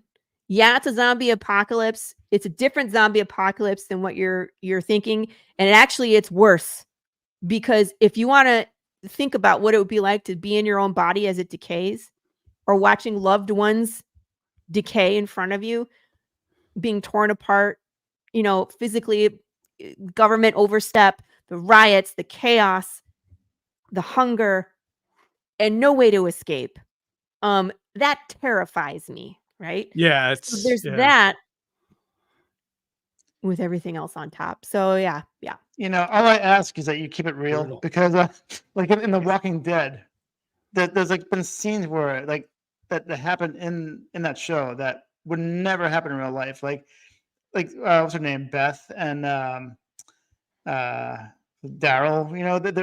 I forget what season it was, but they become closer together, And in real life, the girl that plays Beth is a musician. So of course she has to sing in every episode, or sing every other, like sing a song or something. Like she's like, oh, let me. So they're in a cabin being stalked by bad people and walkers. So she takes out her guitar and just playing a song. Shut the hell up. They're all coming now. Way to go. That would never happen in real life. Like that sounds terrible. I mean, you guys want to talk about plot holes? We want to talk about plot holes. What about the smell? You wouldn't be able to smell one of them, and they make noise. How do they sneak up on you when they're like coming at you from a long way away? You'd have to think that a lot of society would then become nose blind to have to deal with it, right? Maybe. I don't know. We address the smell in this book. That's good. That's like awesome. That wouldn't happen in real life. People don't think about that. Reminds me of spending some time in an ex-girlfriend's a parent's apartment, and it was like pet smell was just like permeating the whole place. And the first day was brutal, but the fourth day I was like blind to it. I was just like, that's always happens. Yeah. Exactly. And then you leave and then come back and then you start over. Yeah. Then you have to readjust. Gross. Awesome. But I'm gonna start wrapping this up. We've been going an hour and 42 minutes. It flew right by, honestly. I did, really. I know, it's like nuts. I know.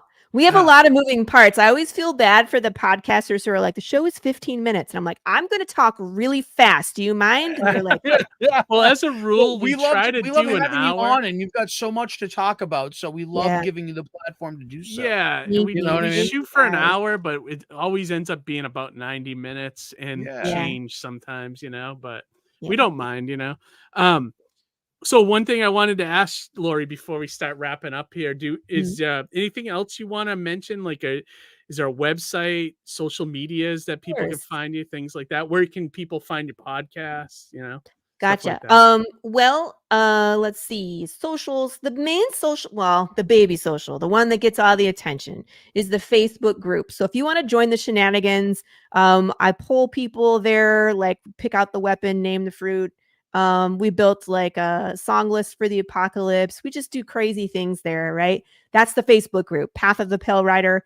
We're on just about every kind of social media you can think of. So we're on Instagram and TikTok. It's at Path of the Pale Rider with an underscore between all the words, which is super annoying. I'm sorry. I didn't know better. I'm on X at Path Pale Rider. And I'm on Threads. It's at Laurie Calcaterra. If you just look up Laurie Calcaterra or Path of the Pale Rider, I will come up. My show is on the Comics Network that Pops just had up there. It's on YouTube. It's called Comic Talk with Pops Van Zant. It also plays on the Facebook, the Twitter, the Twitch, and on YouTube all at the same time, right? Gotcha. So you can, if you subscribe to that channel or you subscribe to my channel, you will see it. And I'm on Tuesdays at 11 a.m. Eastern Standard Time live, normally live. Every now and again, I have a pre-recorded show, but normally live. But you can always watch the replays as well. The webpage, www.pathofthepalerider.com. I have a blog there that nobody reads. It's great. I know nobody reads it because I've put stuff in there about specific people and no one's ever said anything to me. So there's that. But if we're not campaigning, there's a shop there. So you can always pick up previous copies. I have my variant covers up there until they're gone. A lot of times I will not reprint variants. You got to watch me, guys. Sometimes I'll do a second chance campaign over on Indiegogo. And I had these beautiful foil covers.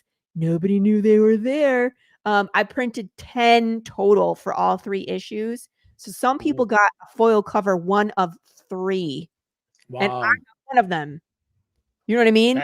It's super rare.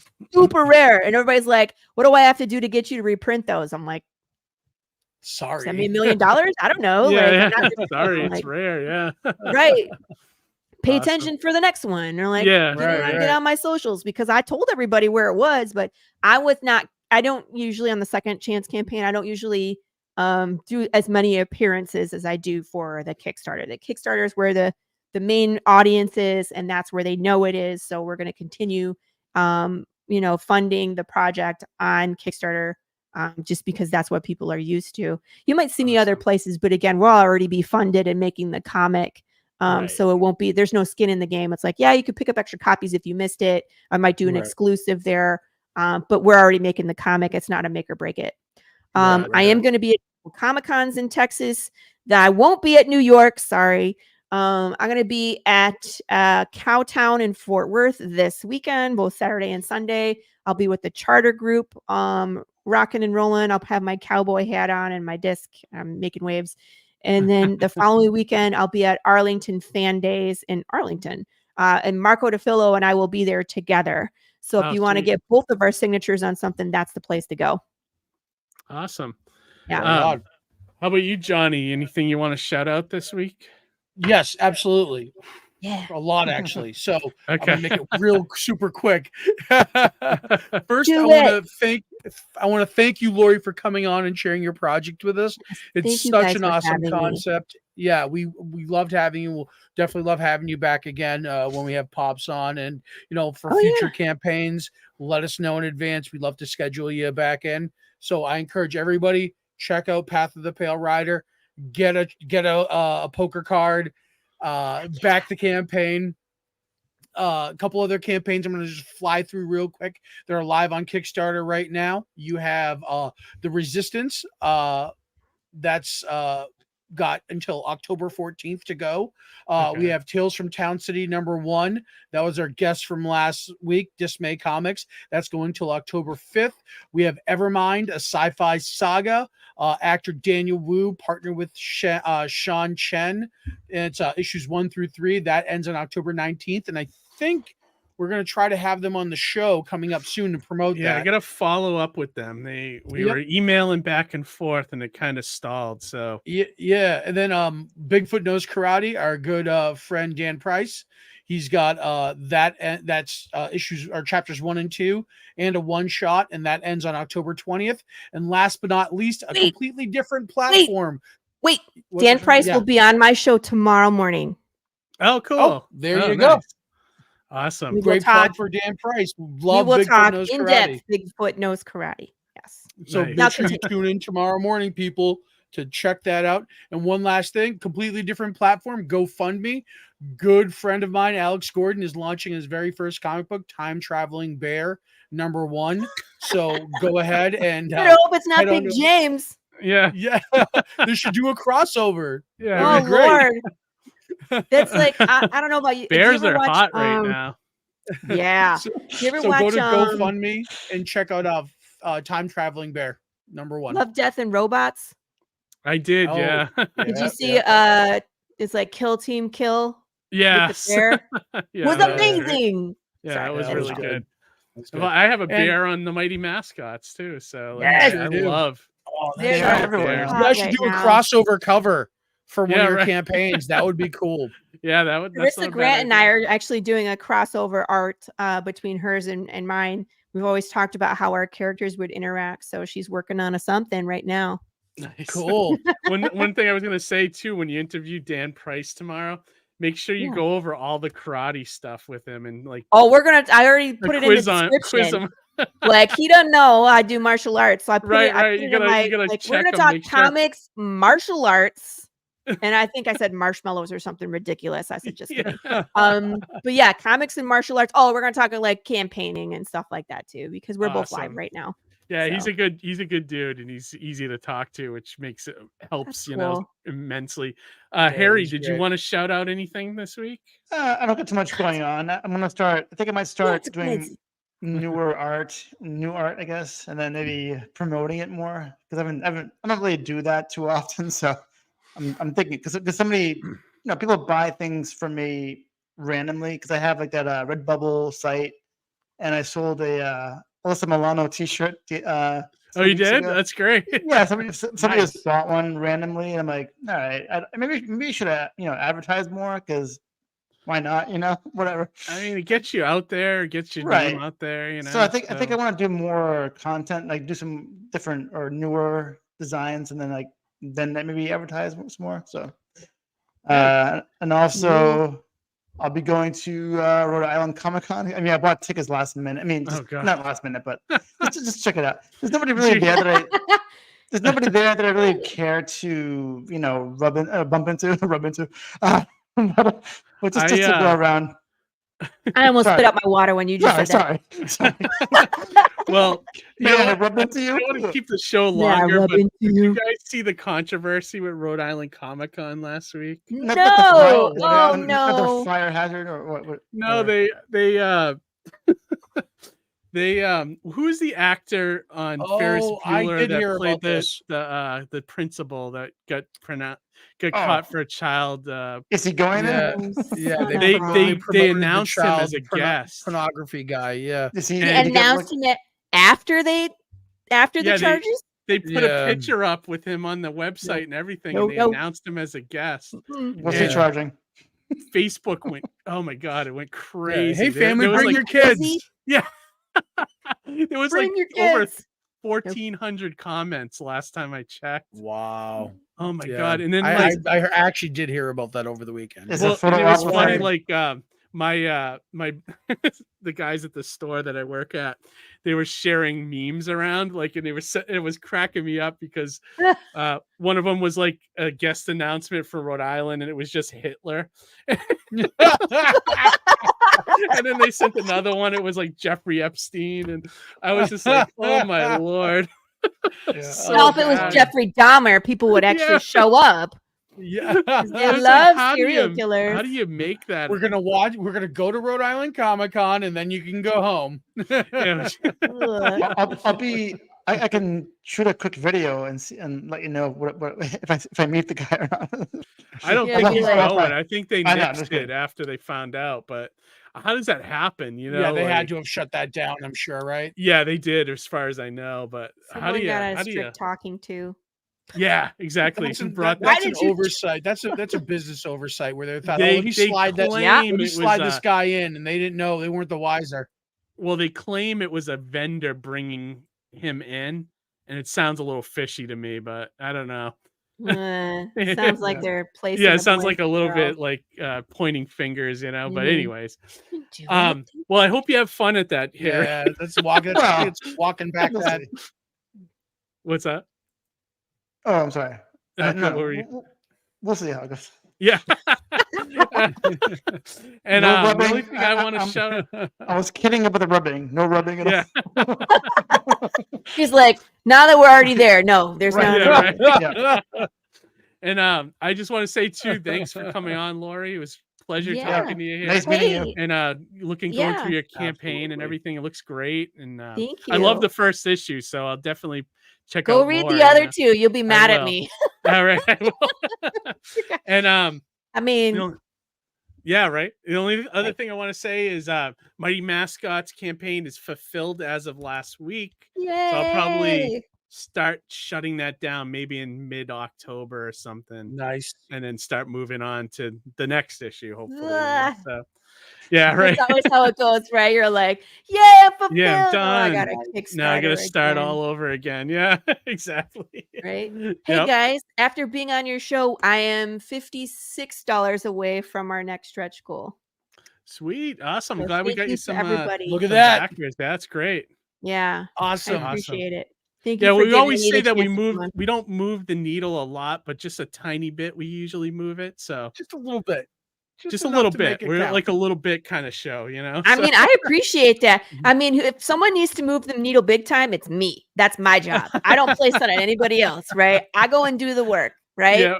But anytime I'm on a show and the people are so awesome in the chat and just responsive and like what they see and they come back while we're live, it's a great feeling. So thank you to everybody that came and did that. It makes me feel good for about 24 hours until I get a cancellation. Yeah. Right. Right. Like, those cancellations suck. They're the worst. So I know, it's like you have like 200 people that have backed and just like gung ho, and then someone cancels. You're like, I quit. I'm not doing it anymore. that one person like ruins the whole day. Yeah. Definitely. But all right. So we're gonna wrap up this episode. Anyone have any last words before we close this out? In the apocalypse, swords don't run out of bullets. Nice. I like it. Be kind to everybody, including the undead. Awesome. Oh, you need the Dead Outside Still Human Inside shirt. Yeah, there you go. Awesome. And have a great week, everybody. And most importantly, read some comics. And we'll see you next Monday. All right. Bye. Bye.